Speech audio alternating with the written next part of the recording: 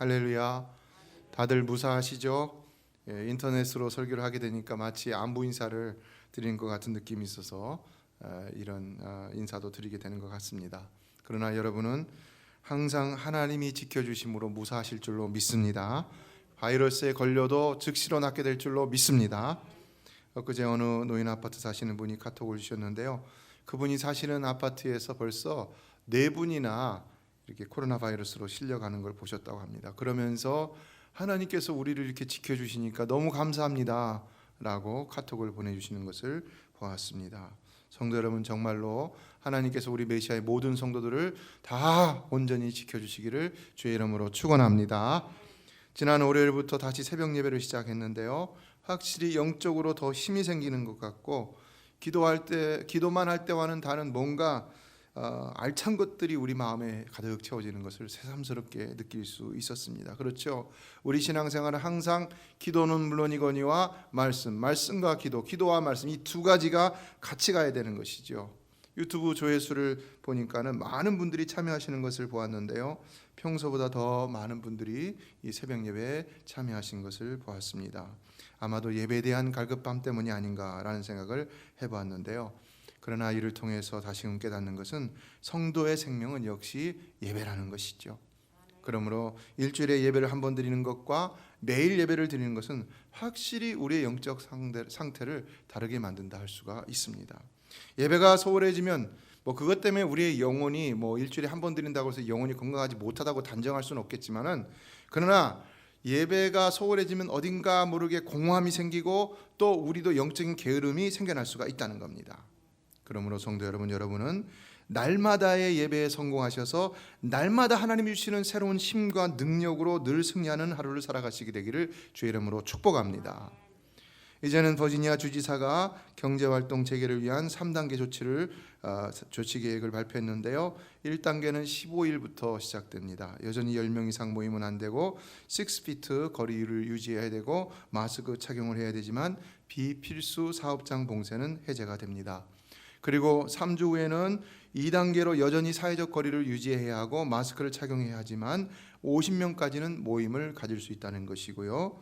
그리고 3단계는 모든 제한이 전면 해제가 되지만 여전히 6피트 거리 유지나 또 공공장소 마스크 착용을 해야 하니까 여전히 제한이 있다고 할 수 있습니다. 교회는 제가 지난 금요일날 어느 분이 저에게 카톡을 주신 것을 제가 깜빡했는데요, 오늘 다시 그분이 저에게 주셨더라고요.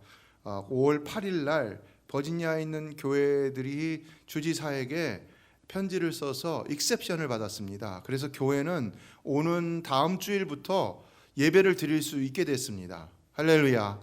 예, 저는 이 버지니아 주가 축복을 받을 거라고 믿습니다. 그러나 단지 조건이 있습니다. 뭐냐면 우리가 여기 앉아있는 의자의 50%밖에는 앉을 수가 없고, 그러니까 한 칸 띄어서 앉게끔 이렇게 된다는 거죠. 그리고 여러 가지 안전수칙, 마스크를 써야 되고 손 세정제를 써야 되고 이런 것들을 지켜야 한다는 그런 조건이 있습니다. 그래서 우리는 이제 예배를 좀 나누어서 여러 차례 구역별로 어느 구역은 어느 예배에 나올지를 정해갖고 한 예배를 3차례, 4차례, 제가 봤을 때 4차례 정도 드려야 될 것 같은데요, 그렇게 8시 반부터 1시 예배까지 4차례 정도를 드려야 될 것 같고, 또 식사는 이 백신이 나오기 전까지는 힘들 것 같습니다. 그리고 또 이 찬양대도 이 마스크를 벗고 찬양 연습을 하거나 마스크를 쓰고 또 좁은 공간에서 연습을 하는 것도 한 2시간씩 한다는 것이 쉽지 않은 일이기 때문에 좀 연구가 필요할 것 같습니다. 음악위원회에서 좀 논의가 필요할 것 같은데요, 지휘자님들이 좀 생각을 하고 있는 것 같습니다. 어쨌든 이런 제한이 풀어졌다가도 또다시 확진자가 증가하면 1단계로 돌아간다고 하는데요, 그러나 지금 우리에게 더 중요한 것은 우리가 이 코로나 바이러스로 인해서 얻은 귀한 영적인 깨달음들을 결코 잊어서는 안 된다는 것입니다. 그래서 무엇보다도 신앙생활에 있어서는 사람들과의 관계보다도 하나님과의 관계에 더 집중해야 된다는 것인데요, 지금까지는 사람들 때문에 시험받았던 것들을 이제는 다 내려놓고 이제는 그런 신앙생활 하지 말고 즉 하나님만 바라보는 신앙생활 할 수 있게 되기를 주의 이름으로 축원합니다. 그래서 무엇보다도 신앙생활에 있어서는 예배를 가장 중요하게 여기고 예배의 전적인 여러분의 삶을 드릴 수 있기를 바랍니다. 그리고 우리가 그럼에도 성도 한 사람 한 사람을 더 소중히 여기고자 하는 마음이 있어야 되는 것입니다. 그래서 우리가 자꾸 이렇게 이 사람들로 인해서 걸리적거릴 것이 아니라 막 마음에 시험 들고 그럴 것이 아니라 그 사람들을 그냥 사랑해 주면 되는 겁니다. 믿습니까? 사랑하면 되는 겁니다. 이런 귀한 깨달음들을 잊지 않은 저와 여러분 될 수 있기를 주의 이름으로 축복합니다. 미국은 이런 재앙이 있을 때마다 교회에 찾는 사람의 숫자가 많이 불어난다고 하는데요, 9.11 사태가 있을 때도 그랬고 이번에도 그렇다고 합니다. 성경 판매량이 무려 60% 이상이 증가했다는 겁니다. 놀랍죠? 리드목교회 팀 켈러 목사님, 원로 목사님은 9.11 사태 때는 교회 재정은 20%가 줄었는데 그러나 성도의 수는 20%가 늘었다라고 하면서 이 코로나 바이러스에도 이런 현상이 있을 것이다 라고 미리 말을 했었는데 그런 일이 있다고 합니다. 그러나 이것도 시간이 지나면 어떻게 되겠습니까? 또다시 원위치로 돌아갈까 봐 염려가 되죠. 예전엔 정말 그랬다고 하는데요, 그러나 성도 여러분, 우리는 고난의 때에만 하나님을 더 가까이 하는 사람들이 아니라 평안의 때에도 게으르지 아니하고 하나님을 늘 가까이 하는 사람들이 되어야 할 줄로 믿습니다. 오늘은 세상에서는 머더스데이이고 교회에서는 어버이주일로 지키고 있는데요, 그러나 코로나 바이러스로 인해서 어머님을 혹은 아버님을 찾아갈 수 없는 이런 안타까움이 있을 것입니다. 그래서 많은 분들이 인터넷으로 꽃이나 선물을 보내드렸을 것이라고 생각하는데요, 저희도 뉴욕에 계신 장모님과 또 LA에 계신 어머니께 선물과 꽃을 보내드렸습니다. 부모를 사랑하고 공경하고자 하는 마음은 정신이 병들지 않은 자녀라면 누구나 본능적으로 행하고자 힘쓰는 마음이라 할 것입니다. 그러나 그 본능도 하나님이 주신 선물이죠. 하나님께서는 인간에게 하나님 사랑을 실질적으로 알아갈 수 있는 가장 좋고 직접적인 방편으로 부모를 허락하셨다는 것인데요, 그래서 이 땅에서의 사랑 가운데 하나님의 사랑에 가장 가까운 사랑은 바로 부모의 사랑인 것입니다. 그 중에서도 누구의 사랑이겠습니까? 우리가 아까도 동영상을 봤지만 어머니 사랑인 것 같습니다. 어머니들은 참 대단한 것 같습니다. 저도 제 아내를 보면서 저도 자녀를 사랑하는 마음이 있지만은 그러나 자녀를 위해서 희생하는 마음은 어머니를 따라가긴 쉽지 않은 것 같다는 생각이 들 때가 있습니다. 그래서 예전에 황수관 박사가 특강을 할 때 세상에서 가장 아름다운 단어는 mother이다, 1위가 mother, 어머니다라고 했는데 father, 아버지는 몇이라고 그랬습니까? 리스트에도 없다고 그랬죠. 아름다운 단어 리스트에 들어가지도 못한다. 아버지가 참 서운한 것 같습니다. 아버지는 잘해도 본전인 것 같아요. 오늘 본문에서도 보면은 예수님도 유독 어머니만을 언급하시고 있는 것을 볼 수 있는데요, 복음서 전체를 보아도 이 예수님의 아버지는 태어날 때 말고는 별로 등장하지는 않습니다. 거의. 그러면 왜 아버지 이야기는 안 하고 어머니 이야기만 하실까? 그만큼 어머니가 예수님을 가까이 하셨기 때문이겠죠. 지금도 어머니만이 예수님의 십자가 자리 밑까지 오셔서 예수님의 죽음을 누구보다도 슬퍼하고 있었다는 것인데요, 그러나 이 말은 당시 예수님을 누구보다도 사랑했던 사람은 바로 예수님의 어머니 마리아였다는 것입니다. 어머님의 사랑은 늘 그런 것입니다. 그렇다면 예수님은 어떠했을까요? 예수님은 어머니를 얼마만큼이나 사랑하셨을까요? 오늘 본문을 보면은 예수님의 어머니를 향한 마음을 잘 알 수 있는데요, 오늘은 이것을 살펴보면서 주시는 효도에 대한 교훈을 얻도록 하겠습니다. 먼저 본문 26절을 보면 예수님께서 어머니에게 말씀하고 있습니다. 26절을 다 같이 읽겠습니다. 시작. 예수께서 자기의 어머니와 사랑하시는 제자가 곁에 서 있는 것을 보시고 자기 어머니께 말씀하시되 여자여 보소서 아들이 있나 하시고. 본문을 계속 읽어보면 예수께서는 평상시와는 달리 어머니에게 상당히 친절히 말씀하시고 계시는 것을 볼 수가 있습니다. 물론 공생애 이전에도 이러셨겠죠. 그러나 성경에 기록된 공생애 기간 중에 예수님의 삶을 보면은 예수님 별로 어머니께 잘해드린 그런 기록이 나타나고 있지 않습니다. 일례로 가나의 혼인잔치에서 포도주가 떨어지니까 어머니 마리아가 예수님에게 그랬죠. 저들에게 포도주가 없다. 무슨 말입니까? 포도주를 좀 만들어내라는 것이죠. 유전에 의하면 예수님은 어린 시절 종종 초자연적인 능력을 행하였다고 합니다. 웅덩이 물을 즉시로 맑은 물로 만들거나 혹은 저주로 눈이 먼 자를 눈을 뜨게 하거나 혹은 지붕에서 떨어져 죽은 아이를 살리기도 하셨다는 것입니다.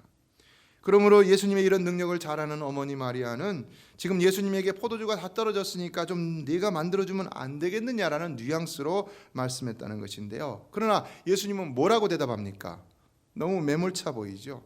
요한복음 2장 4절을 보면 예수께서 이르시되 여자여 나와 무슨 상관이 있나이까? 내 때가 아직 이르지 아니하였나이다 라고 그렇게 말씀하셨다고 기록하고 있습니다.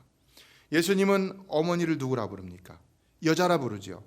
물론 이 뜻을 잘 모른다면 예수님을 욕할 수도 있을 것입니다. 그러나 당시 여자라는 말은 존칭어입니다. 예수님이 여기서 사용하신 여자라는 말은 헬라어로 귀나이라는 단어를 썼는데 이것은 당시 어떤 여인을 정중히 또 예의 바르게 부를 때 사용했던 존칭어라고 할 수가 있습니다.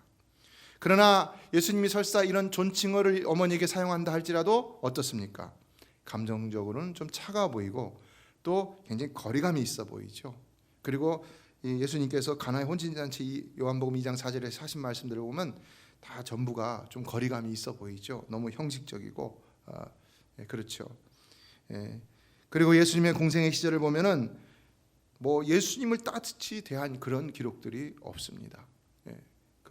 우리가 조금 있다가도 살펴보지만 오히려 이 어머니가 예수님을 찾아갔을 때 약간 무시하는 듯한 인상도 받게 되는 것을 볼 수 있습니다. 그런데 오늘 본문을 보면 그런 차가움이 도리어 따뜻함으로 변하고 있다는 것입니다. 24절 하반절은 여자여 보소서 아들이니이다.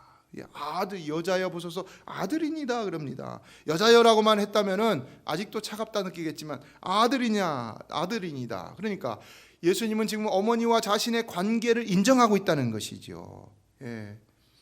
아주 예수님과 어머니가 모자지간의 친밀한 관계로 회복되는 것 같은 이런 느낌을 받을 수 있을 정도가 여기서 보이는데요. 그러나 어떻게 갑자기 이렇게 될 수 있었을까?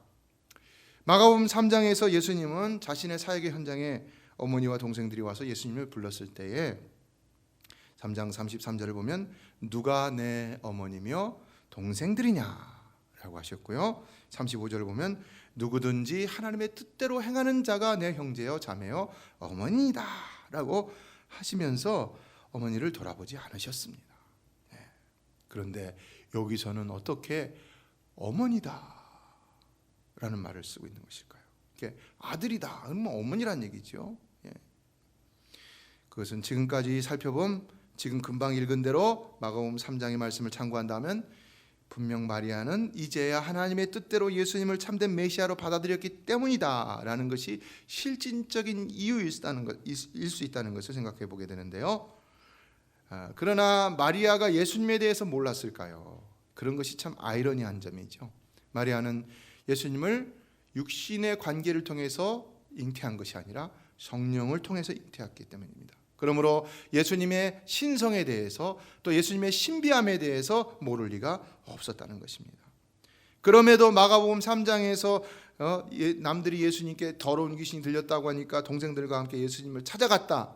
이거는 정말로 좀 이해하기 힘든 일이라 할 수 있습니다. 그러므로 당시 마리아가 보여줬던 믿음은 분명히 참된 믿음이 아니었다는 것입니다. 그런 참된 믿음이 아닌 그런 믿음에 예수님은 대꾸하지 않았다는 것인데요. 따라서 이제는 마리아가 예수님을 참된 메시아로 인정하기 때문에 예수님이 마리아의 믿음을 인정해서 자신의 가족으로 어머니로 대하고 있다고 볼 수가 있는 것입니다. 예수님의 어머니가 그 믿음이 변화했다는 것을 확실히 우리는 어디서 알 수 있습니까? 바로 예수님이 죽으신 이후에 그 무덤에 가장 먼저 찾아가서 가장 먼저 부활을 체험한 사람이 바로 이 어머니 마리아였기 때문인 것이죠.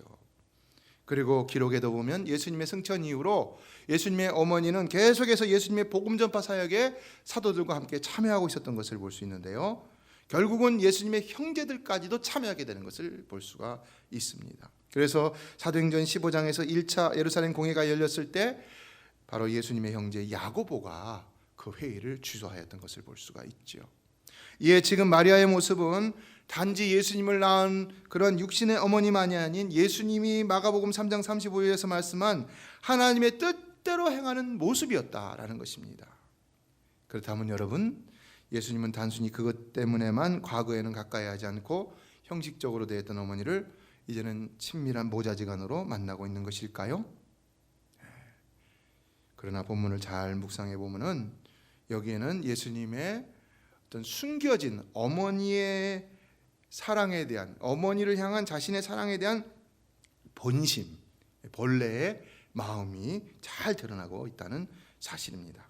그래서 여자라는 말도 잘 연구해 보면요, 그것은 결코 거리감을 두기 위해서가 아니라 오히려 예수님이 창세기 3장 15절에 나오는 여자의 후손이라는 것을 강조하기 위해서 사용하셨다는 것을 알 수가 있습니다. 그러니까 예수님은 자신이 태초부터 약속된 여자의 후손, 곧 인류를 모든 죄에서 구원할 그 메시아라는 사실을 드러내시기 위해서 자꾸 어머니에게 여자여 라고 말을 했다는 것이죠. 이에 예수님의 삶은 모든 것이 오직 메시아 사역에만 집중하고 있었던 것을 볼 수 있는데요, 공생의 기간 동안에도 그랬고, 그것이 지금도 역시 어머니라는 말보다도 여자라는 말을 먼저 함으로 인해서 그렇게 예수님의 사역이 하나님이 원하시는 메시아의 사역에만 집중하고 있다는 것을 알 수가 있는 것입니다. 그러나 그럼에도 예수님은 지금 자신을 그 여자의, 그 마리아를 여자라고 했으니까요, 그 여자의 아들로 밝히면서 메시아이지만 또한 자신은 인성을 가진 한 여자의 아들로 존재하셨음을 나타내고 있었다는 것이죠. 결론적으로 예수님은 공생의 기간 동안에 부모를 공경해야 될 본인의 직접적인 모습을 볼 수 없었다 할지라도 여기서는 분명히 이를 통해서 성경에서 말하는 대인관계에서의 첫 번째 계명인 내 부모를 공경하라는 계명을 우리에게 몸소 가르쳐주고 있다는 것을 알 수가 있는 것입니다. 이것이 공생애를 통해서 충분히 우리에게 가르쳐지지 않은 것 같은 느낌을 받고 있지만은, 그래서 우리가 오해할 수 있지만, 그러나 오늘의 사건은 분명히 예수님의 마음이 그렇지 않다는 것을 우리에게 보여주고 있는 것입니다. 예수님은 절대로 어머니에 대해서 차가운 마음을 갖지 않았다는 것입니다. 예수님은 요한복음 3장이나 마가복음 3장에서 보여주셨던 그런 단편적인 태도로만 어머니를 항상 대하고 있었던 것은 아니라는 것이지요. 이에 예수님이 오늘날 우리에게 가르쳐주는 것은 너희는 하나님만 잘 섬길 것이 아니라 내 부모도 역시 잘 공경해야 된다는 것인데요, 그러므로 오늘날 우리도 우리 일이 바쁘다고만 해서 부모 공경하기를 소홀히 해서는 절대로 안 되는 것입니다. 주님 안에서의 부모는 분명한 하나님의 대리자입니다. 그러므로 우리는 그러한 부모를 잘 공경하며 순종하고 누구보다도 잘 섬길 수 있어야 하는 것입니다. 공경이란 말은 무슨 의미가 있습니까? 킹 제임스 버전을 비롯한 영어 성경을 보면 다 단어가 honor이라는 단어를 사용해서 번역을 했습니다. 히브리 원문을 보면 카베드라는 단어를 사용했는데요, 이것은 무겁다, 존귀하다, 많다라는 등의 뜻을 지닌 카베드라는 단어의 강의 능동형의 명령입니다. 무슨 말이냐면 쉽게 말하자면 이 캅데드라는 단어는 반드시 존경하라, 절대적으로 존귀케 하라라는 아주 강한 의미가 있다는 것입니다. 그러므로 부모를 공경하는 일은 절대로 형식적이거나 의무적이 아닌 반드시 하나님을 대하듯 진실함과 정중함과 간절함으로 해야 한다는 것인데요, 그래서 예수님께서는 이런 진리를 무시한 채 부모에게 드려야 할 물질을 도리어 고르반 하면서 자신들을 위해서 빼돌렸던 유대인들을 아주 심하게 꾸짖으셨던 것입니다. 이에 우리는 영적 아버지이신 하나님뿐 아니라 그 권위를 지상에서 대행하는 우리의 육신 부모에게도 하나님께 대하듯 잘 섬길 수 있어야 한다는 것입니다. 그래서 부모를 공경하지 못하는 자가 하나님을 잘 섬길 수 있느냐? 그 말이 안 된다는 겁니다. 이에 이제 27절에서는 이렇게 말하는데요, 자, 우리 예수님이 말씀하십니다. 27절을 같이 읽어보겠습니다. 시작. 또 그 제자에게 이르시되 보라 내 어머니라 하신데 그때부터 그 제자가 자기 집에 모시니라. 자, 여기서 어머니란 단어가 나오죠. 예수님은 급기야 어머니란 말을 사용하시는데, 그러나 이제는 그 어머니가 예수님의 어머니가 아니라 요한의 어머니가 되고 있습니다. 왜 그럴까요? 예수님은 세상을 떠나셔야만 했기 때문이죠. 그러므로 자신을 끝까지 따라온 유일한 제자이자 이종사촌 동생인 요한에게 지금 자신의 어머니를 맡기고 있다는 것입니다. 이미 내가 아들이라고 했을 적에는 상대방이 어머니인 것을 인정한 것이죠. 그리고 이제는 그 나의 어머니를 너의 어머니다라고 말하고 있다는 것입니다. 그렇다면 질문이 있습니다. 왜 예수님은 자신의 피부치 형제들이 있는데도 이렇게 요한에게 어머니를 맡겼던 것일까요? 왜 그랬던 것일까요? 가톨릭에서는 예수님만이 마리아의 소생이고 다른 형제들은 요셉의 또 다른 부인이 낳은 자녀들이기 때문이다, 이렇게 해석을 하는데요. 그러나 복음서의 문맥을 보면 그것보다도 예수님의 형제는 아직까지도 여전히 하나님의 뜻대로 예수님을 메시아로 믿고 따르지 않았기 때문이라고 해석하는 편이 옳다고 할 수가 있습니다. 똑같은 경우입니다. 마리아와 사도행전 15장에 나오는 예루살렘 공회에서 야고보가 회의를 주도했던 것처럼 나중에는 형제들이 예수를 믿고 따랐지만 그러나 지금은 아니었다는 것입니다. 예수를 믿고 따랐던 제자들도 예수님을 버리고 도망했습니다. 그런데 어떻게 한 번도 예수님을 믿고 따르지 않았던 형제들이 지금 이 십자가 사건 가운데서 예수를 믿었다라고 말할 수가 있겠습니까? 그래서 예수님은 지금 자기 곁에 유일하게 남은 믿음의 형제인 요한에게 자신의 어머니를 내 어머니라 하며 잘 모실 것을 부탁하고 계셨던 것을 볼 수 있는데요. 예수님의 이 가족의 개념은 여전히 변치 않고 있는 것을 볼 수가 있는 것입니다. 누구든지 하나님의 뜻대로 행하는 자가 바로 진정한 가족이라는 것입니다. 이어 예수님이 돌아가신 후 마리아에 대해서는 두 가지 설이 있습니다. 하나는 요한과 함께 에베소에 가서 여생을 보내다가 죽으셨다는 것이고요. 또 다른 하나는 요한이 아직 예루살렘에 거하던 중에 예수님 사후 11년째에 예루살렘에서 숨을 거뒀다는 것입니다. 그러나 어쨌든 요한은 이제 예수님의 유언을 받들어서 예수님의 어머니 마리아를 예수님 대신 자기 어머니처럼 섬기게 됐다는 것을 이야기해 주는 것인데요. 여러분, 자신의 어머니를 요한에게 부탁하셨던 예수님의 마음은 어떠하셨을까요? 어떠하셨겠습니까, 여러분? 영적으로는 마음에 걸리는 것이 없으셨겠지만 그러나 인간 예수님은 잠시라도 무척이나 아쉽고 안타까우셨겠지요. 그래야 완전한 인간으로서의 또한 예수님이라고 할 수가 있는 것이죠. 분명 인간 예수님은 그 어머니를 깊이 생각하며 사랑하고 있었다는 것입니다. 그러므로 오늘 우리도 진정 그러한 예수님을 닮기를 원한다면 이와 같이 부모를 공경하는 일도 매우 중요하다는 사실을 알아야 한다는 것인데요.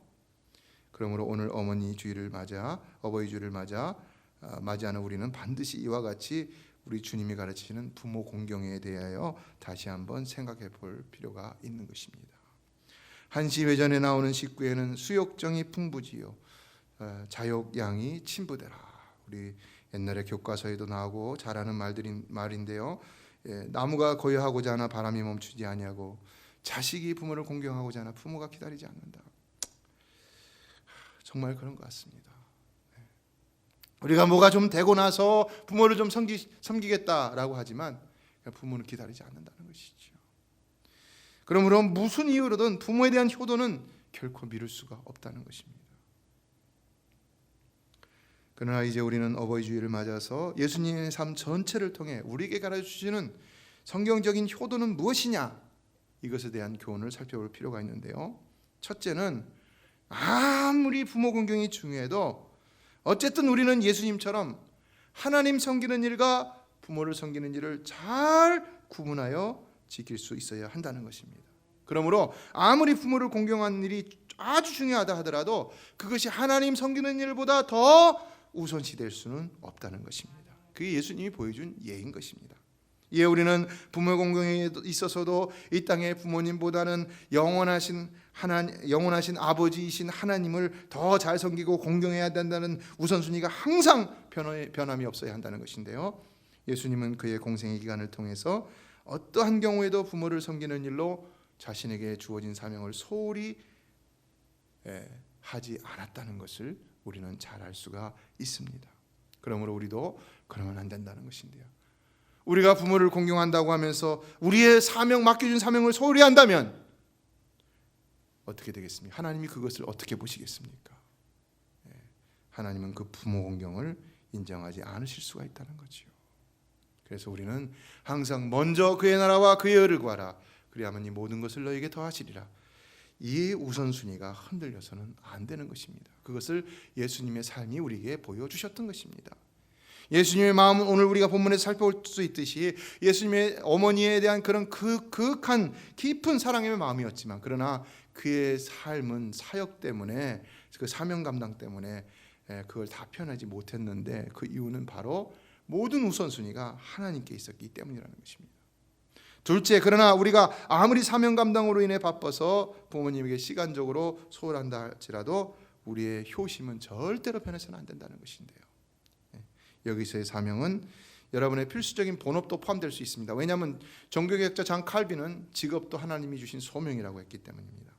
그러나 그런 필수적인 일로 우리가 바쁘더라도 우리는 오늘 주님과 같이 항상 부모님을 마음에 품고 부모님 은혜에 보답하고자 하는 마음으로 살아갈 수 있어야 한다는 것입니다. 저는 예수님이 그 많은 기도의 시간 동안에 분명히 사역을 위해서만 기도한 것이 아니라 그 부모님을 위해서, 어머니를 위해서, 특히 어머니를 위해서, 그리고 형제들을 위해서도 많이 기도하셨을 것이라고 믿습니다. 그래서 이런 회심의 역사가 일어났다고 할 수가 있는 것인데요. 이처럼 우리도 항상 부모님을 사랑하며 그 은혜에 보답하고자 하는 마음으로 그분들을 위해서 늘 기도하며 어떻게든지 간에 기회가 되면 섬길 수 있어야 한다는 것입니다. 예수님의 사명은 인류 구원을 위한 특수 사명이죠. 그래서 그 사명을 감당하는 3년 동안은 틈을 내실 수가 없으셨다고 볼 수가 있는데요. 그러나 우리는 다른 것입니다. 그러므로 우리는 절대로 유대인들이 고르반 하면서 부모님께 섬길 거 하나님께 드린다고 하면서, 고르반이라는 말이 제물이잖아요. 근데 부모님께 드릴 걸 하나님께 드린다 하면서 자기가 그냥 부모도 안 섬기고 했던 것처럼 그렇게 해서는 안 된다는 것입니다. 우리는 부모를 섬기는 일에 있어서 어떤 핑계도 어떤 예도 절대로 만들어서는 안 되는 것입니다. 언제라도 틈을 내어서 전화를 드린다든지 어떤 모양으로든 부모를 공경할 수 있어야 하는 것이 우리의 마땅한 성경이 가르치는 도리인 것입니다.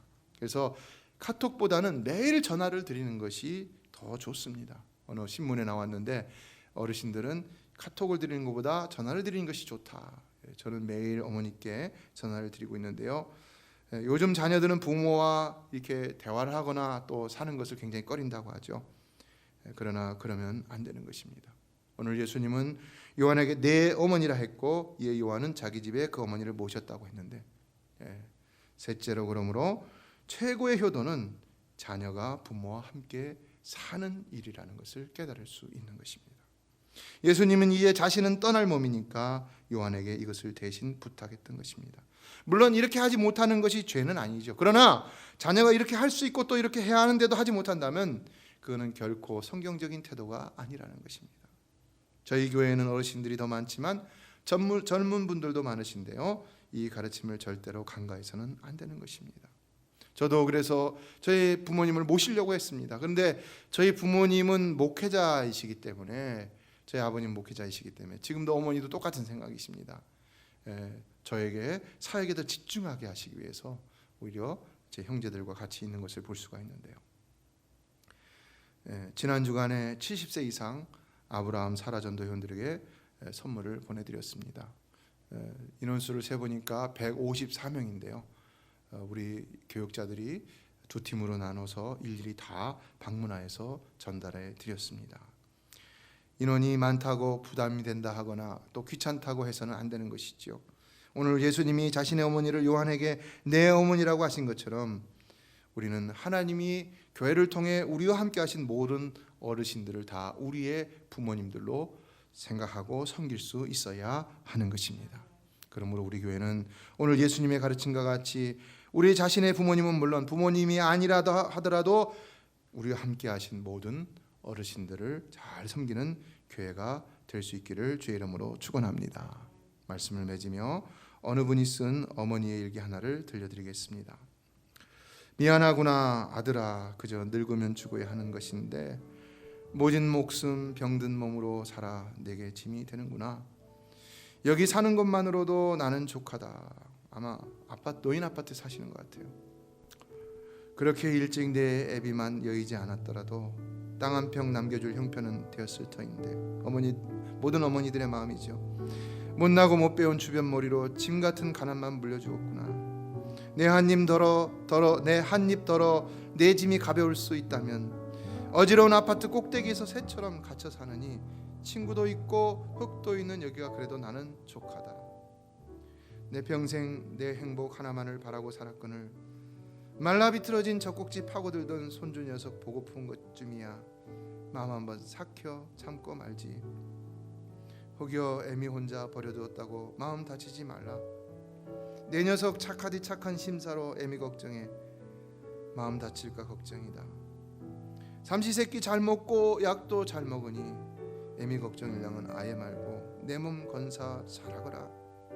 살아생전에 내가 가난 떨치고 살아보는 것 한 번만 볼 수 있다면 나는 지금 죽어도 여한은 없다. 행복하거라 아들아. 내 곁에 남아서 짐이 되느니 너 하나 행복할 수만 있다면 여기가 지옥이라도 나는 족하다. 마치 저희 어머니가 저에게 편지를 써주시는 것 같아요. 모든 어머니들의 마음이 다 그런 것이죠.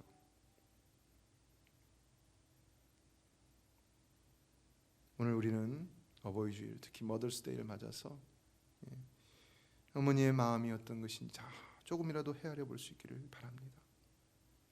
실로 바다보다 깊고 하늘보다 높고 무엇으로도 측량할 수 없는 깊은 사랑의 마음이 어머니의 마음이라 할 수가 있는 것입니다.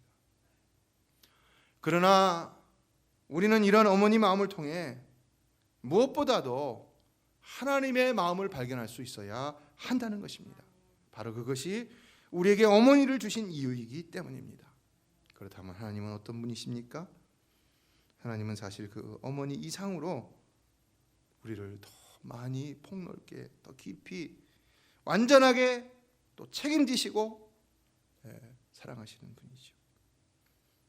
죄로 인하여 영벌에 처할 수밖에 없는 우리를 위해서 인간의 몸을 입고 이 땅에 오셔서 자기 몸을 찢어 피를 흘려 우리의 죄값을 대신 치러주시고 우리를 죄로부터 구원해 주셨다는 것입니다.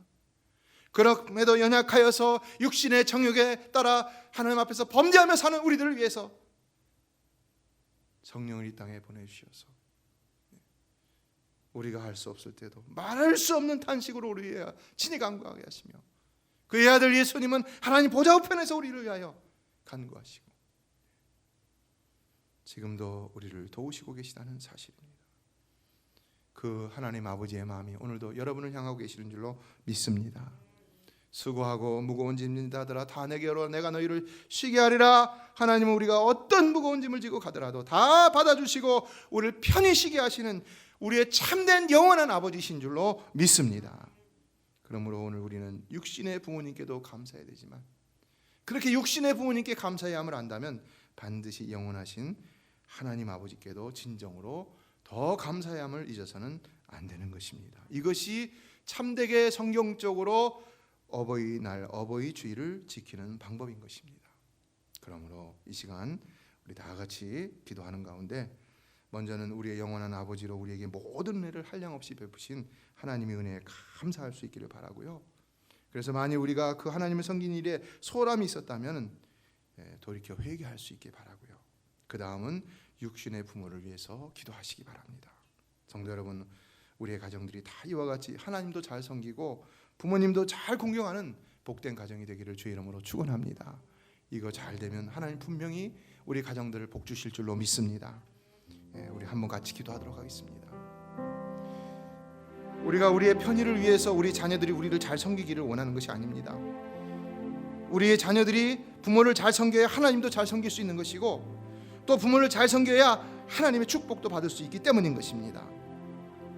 결국 그들을 위해서 우리는 자녀들에게 부모 공경을 가르쳐야 된다는 것인데요. 이것이 성경적인 자녀 교육이라는 것이죠.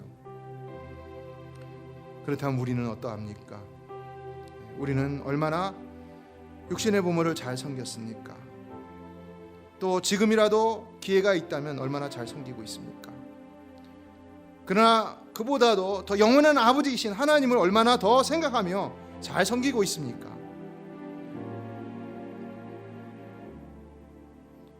우리가 이 시간에 하나님 앞에 기도하기 원합니다. 감사함으로 기도하고 그래서 고백함으로 기도하고 그러나 부족함에 있어서 하나님 앞에 회개하며 기도하고 주여 우리를 불쌍히 여겨주시옵소서 용서하여 주시옵소서 긍휼을 베풀어 주시옵소서 우리를 감당하게 하여 주시옵소서 감당할 수 있는 능력을 허락하여 주시옵소서 주님 앞에 기도할 수 있기를 바랍니다.